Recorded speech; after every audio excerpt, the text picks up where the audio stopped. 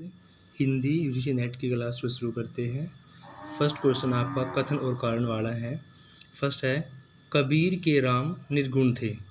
बिल्कुल सही है। कबीर के राम निर्गुण थे। वे अद्वैत निर्गुण जो गुणों से परे हो, अतीत हो, वे अद्वैत व जगत से परे थे। बिल्कुल सही है। यानी कबीर के राम निर्गुण भी थे और वे अद्वैत और जगत से परे होने के कारण ही क्या कहलाए, निर्गुण कहलाए। इसलिए आपका ए और आर दोनों सही होने से और आर ए की व्याख्या सही होने से आपका ए इज राइट आंसर। कबीर अवतारवाद में विश्वास नहीं करते, यानी अवतारों में विश्वास नहीं करते। और कबीर का जो ब्रह्म है वो कैसा है, निर्गुण है। बिल्कुल सही है। कबीर जो है अवतारवाद में विश्वास भी नहीं करते और जो कबीर का ब्रह्मा है वो कैसा है, निर्गुण है। तो आपका कथन भी सही है, उसका कारण भी सही है और कारण कथन की सही व्याख्या करने से आपका ए राइट आंसर होगा। कबीर के राम निर्गुण हैं, जन्म नहीं लेते हैं। देखो ऊपर लिखा हुआ है अवतारवाद विश्वास नहीं करते और निर्गुण है, यानी कि ये आपका सही है। और तुलसीदास के राम सगुण, वे जन्म लेते हैं। लेकिन तुलसीदास के राम क्या है, सगुण है, वे जन्म भी लेते हैं, ये भी सही है। लेकिन सगुण निर्गुण के बारे में सही व्याख्या नहीं करने से आपका ऑप्शन नंबर क्या होगा, बी सही होगा। देखो यहाँ पर तुलसीदास के राम की सगुण की बात हो रही है और वहाँ पर कबीर के राम की निर्गुण की बात हो रही है। तो सगुण और निर्गुण का आपस में संबंध न होने से जो बी है, कारण आपका वो कथन का सही व्याख्या नहीं करने से आपका बी राइट आंसर होगा। फिर क्वेश्चन है इन चारों में से किसका कथन है कि चिंतन के क्षेत्र में जो अद्वैतवाद है वही भावना के क्षेत्र में क्या है, रहस्यवाद है। चिंतन के क्षेत्र में अद्वैतवाद और भावना के क्षेत्र में रहस्यवाद। इस प्रकार का कथन आपका कहा गया था आचार्य शुक्ल जी के द्वारा। स्टूडेंट्स, रहस्यवाद के संबंध में कौन सा कथन आपका असत्य है कि रहस्यवाद के संबंध में इन चारों में से, देखो रहस्यवाद का संबंध निर्गुण निराकार रूप से है। बिल्कुल सही है।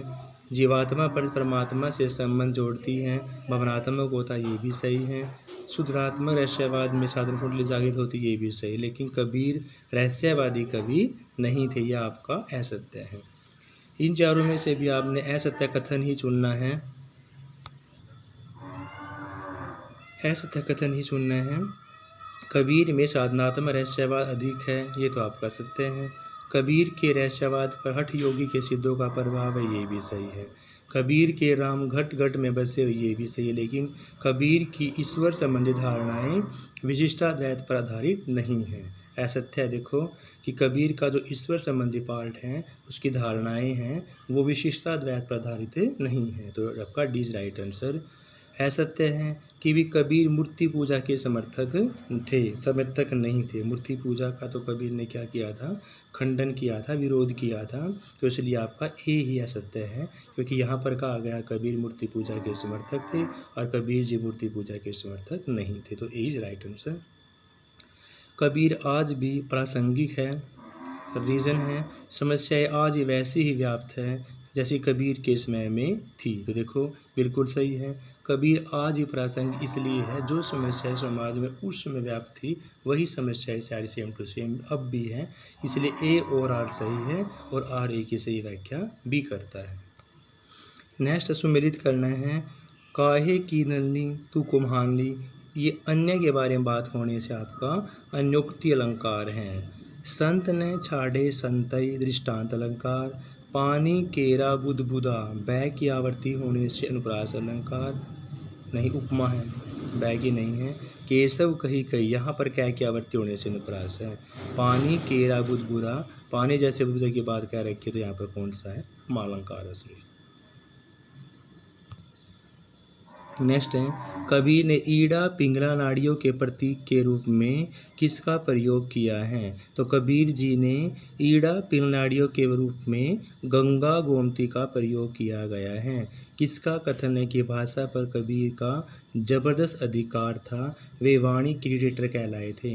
वाणी का लिटरेटर कहने वाले कबीर को आचार्य हजारी प्रसाद द्विवेदी जी थे। कौन से, आचार्य हजारी प्रसाद द्विवेदी जी क्या कहने वाले, वाणी का लिटरेटर कहने वाले थे।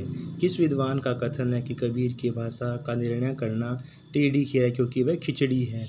खड़ी बोली पंजाबी राजस्थानी सारी फोलियों का उसमें उठ दिखाई देता है।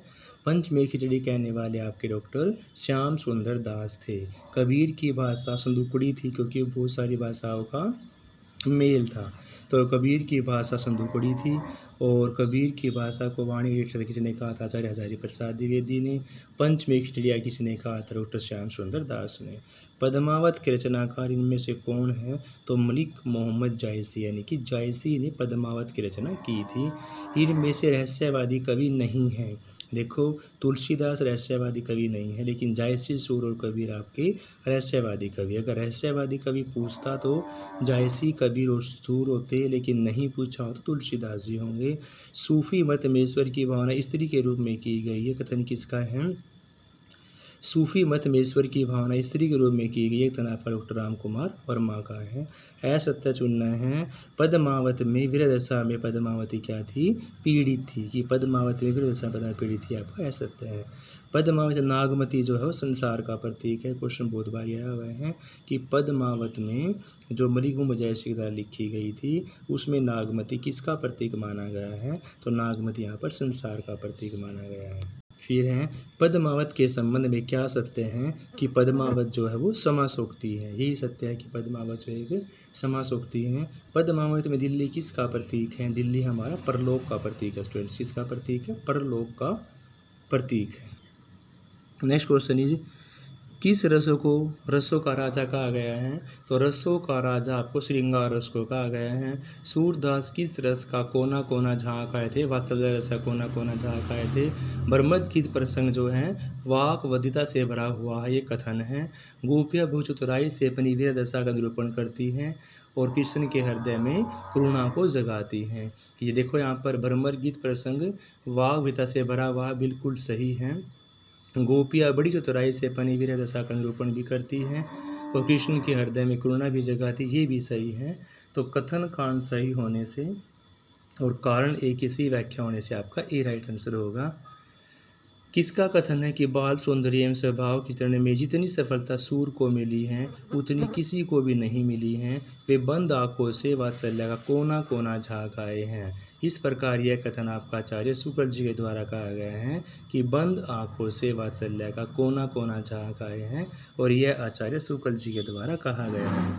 भ्रमर गीत नाम से सूर के काव्य को किसने संपादित किया है? तो भ्रमर गीत नाम से सूर के काव्य को आचार्य शुक्ल ने संपादित किया है।